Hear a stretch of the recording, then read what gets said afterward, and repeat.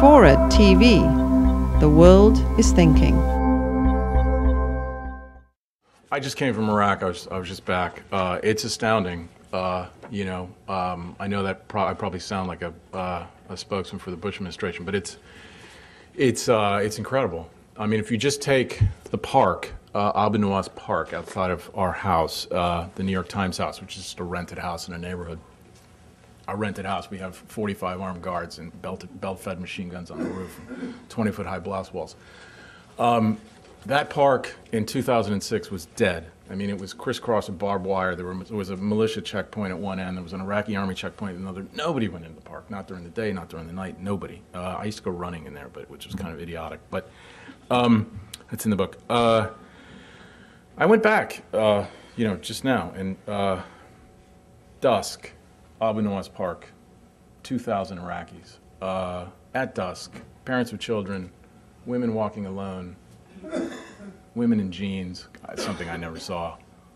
Really extraordinary what's happened. There's two reasons for that, I think, to put it simply. The surge, and it wasn't just that they added troops, it was that they put them in neighborhoods around the clock, which they'd never done before, to kind of protect people around the clock. I mean, the problem was always like, you say hi to the Americans, and then the Americans go home, and then somebody pays you a visit that night. It's the surge, but it's also the Sunni awakening. You've probably heard a little bit about that.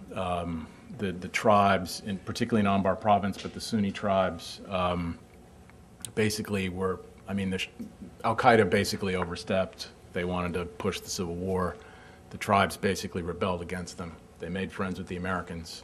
They kind of did the deal, and they basically have substantially degraded Al-Qaeda. And I had this extraordinary moment I had when I was there.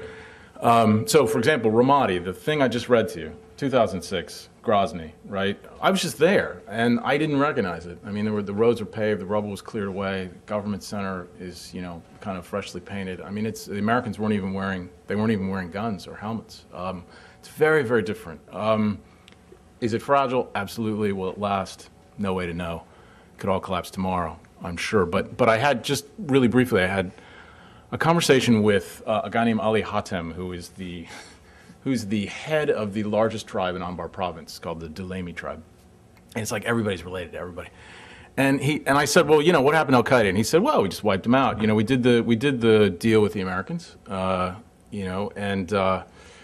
we killed 466 Al-Qaeda leaders in 6 weeks.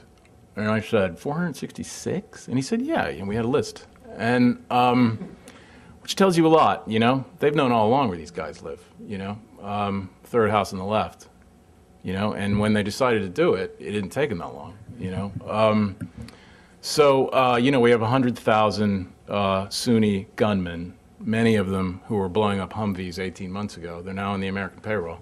They're making $300 a month, costs $30 million a month, which, I think pays for itself, and sort of Humvees don't get blown up. But it's all very fragile. It's kind of a house of cards, but, a house of cards is better than no house at all, There's a follow-up question right on that. I mean, I think you've answered it, but just to put just add a little more information. Do you think the success is potentially misleading due to the fact that the insurgents have been paid? When the money leaves, what's the role of the money? Well, $30 million a month.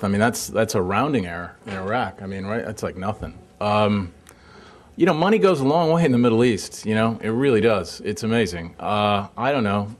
I kind of think.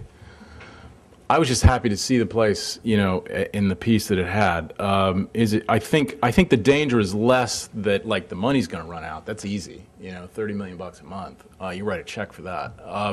I think the danger is that the Shiite government doesn't like these guys because they were killing them a year and a half ago, and they want to take them out. They don't like the thing, and basically it's only Americans are sort of throwing their body in front of the Shiite government, saying no. They have these shouting matches over this, and. General Petraeus and the others. I think that's the danger. The danger is that the Shiite government is going to try to shut it down.